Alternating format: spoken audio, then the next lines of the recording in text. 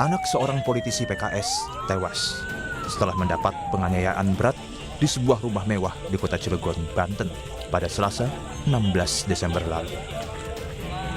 Setelah memeriksa 8 orang saksi dan melakukan autopsi, polisi memastikan korban tewas bukan karena perampokan, melainkan pembunuhan. Polisi menemukan sejumlah luka senjata tajam pada tubuh korban. Pasca peristiwa pembunuhan, rumah mewah ini masih dipasangi garis polisi. Dari hasil pemeriksaan saksi diketahui, korban sempat menghubungi orang tuanya untuk meminta pertolongan sebelum dianiaya. Tak ada petugas keamanan di rumah mewah ini, sehingga korban hanya bersama kakaknya saat penganiayaan terjadi. Korban pertama kali ditemukan terluka parah oleh saudaranya, hingga dibawa ke rumah sakit untuk mendapatkan pertolongan.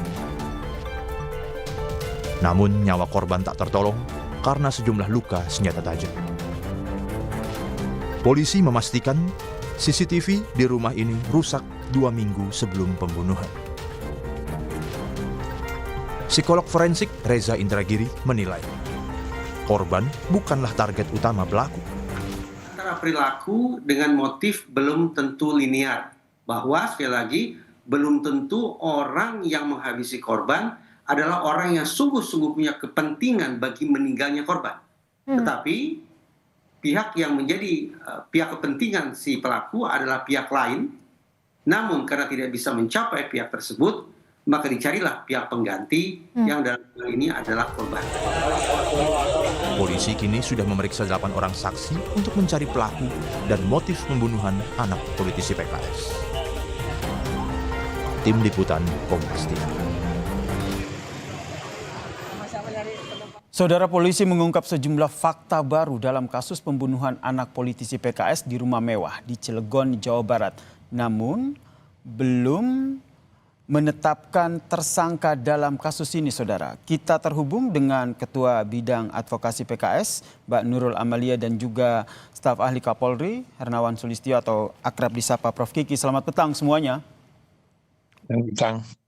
Saya ke Ibu Nurul dulu nih sebagai advokasi dari PKS. Ibu Nurul sendiri sudah bertemu dengan orang tua korban dan mungkin sudah bercerita sebenarnya kronologi kasus pembunuhan putranya ini seperti apa, Ibu?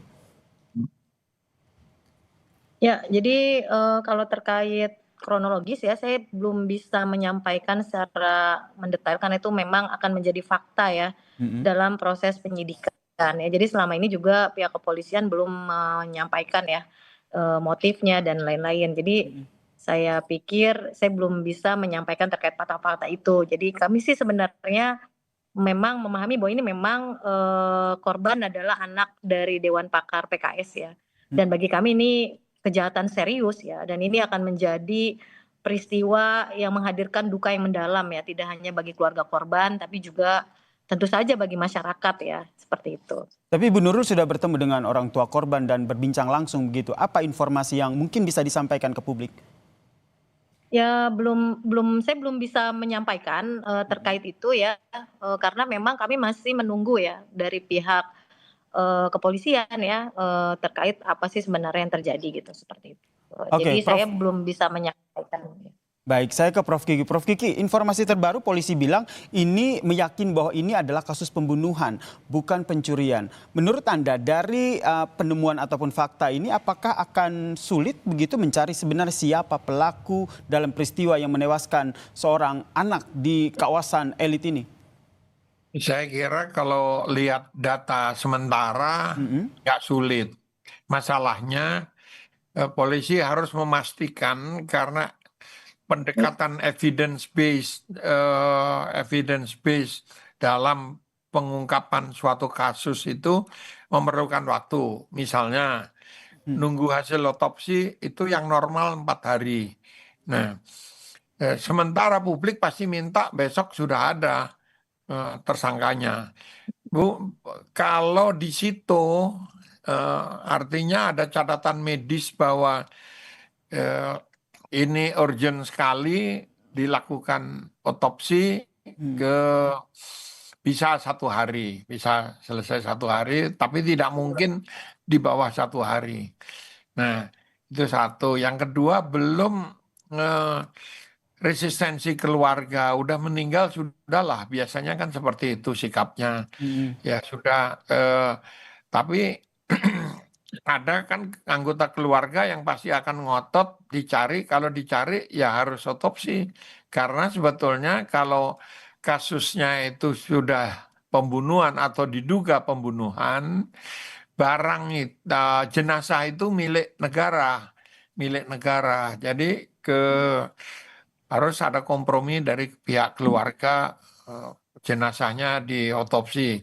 Kalau otopsi dalam itu ya dibuka, dadanya dibuka, semua diteliti satu persatu gitu.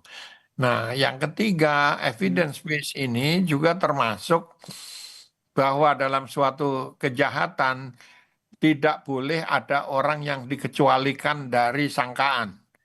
Jadi kalau dugaan itu pembunuhan seperti ini dari pihak keluarganya, dari pihak 4 orang ada yang dipecat oleh bapaknya almarhum, eh, itu semua tidak boleh ada yang dikecualikan dari dugaan sebagai pelaku.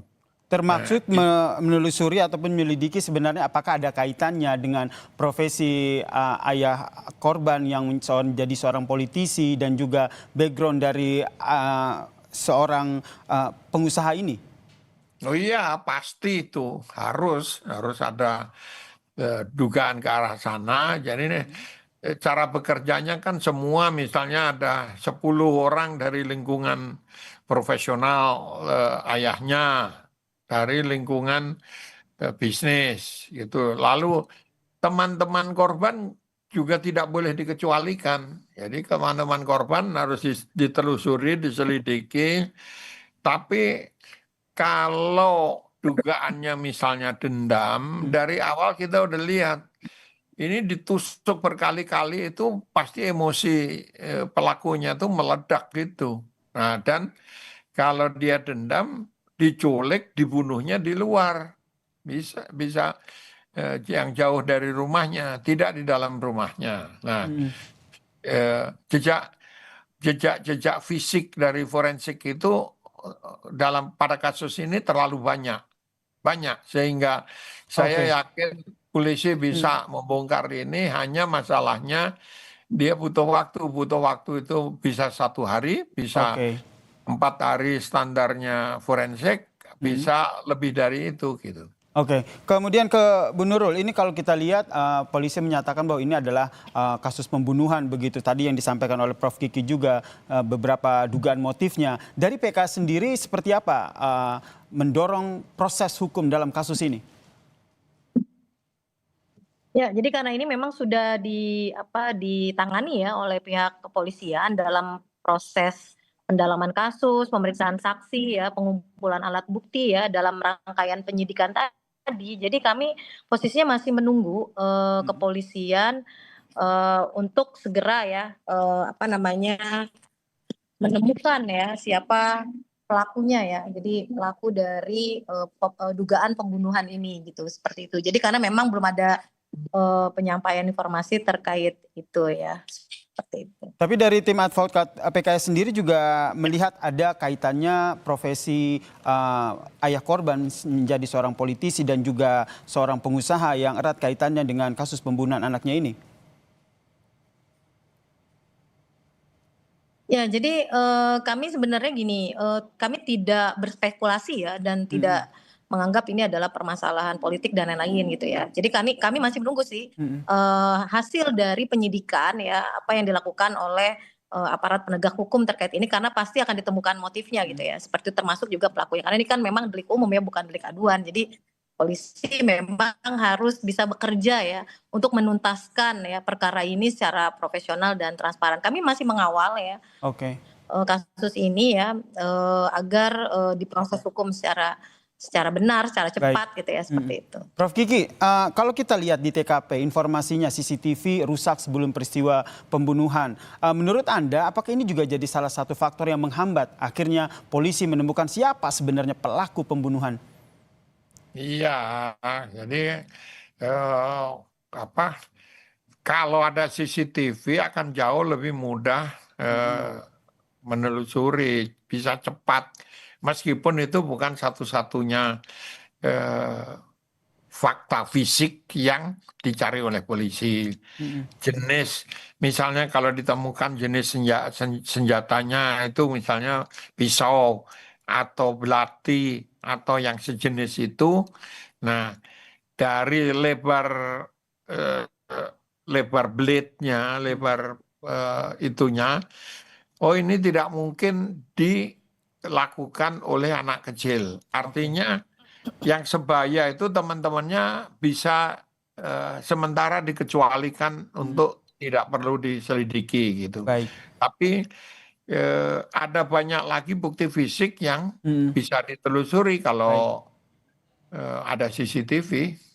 Baik, yang jelas saat ini polisi tengah terus berupaya ya mengungkap siapa sebenarnya pelaku dan apa sebenarnya motif dari pembunuhan ini. Terima kasih Ketua Bidang Advokasi PKS Mbak Nurul Amalia dan juga Kepala Staf Kapolri Prof. Hernawan Sulistyo telah bergabung bersama kami di Kompas Petang. Salam sehat semuanya.